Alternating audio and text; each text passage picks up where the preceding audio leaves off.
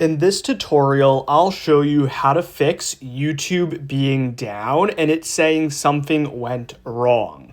So if this video does help you in any way, please consider subscribing to the channel with notifications turned on and liking the video, as it does mean a lot to the channel. So now, how do you fix YouTube being down?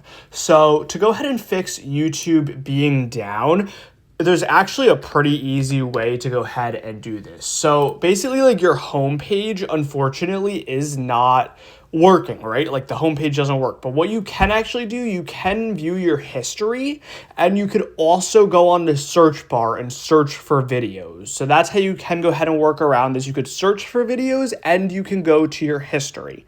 So hopefully this video did help you in any way. If it did, please consider subscribing to the channel with notifications turned on, as it does mean a lot to the channel. So yeah, that is about it. Peace.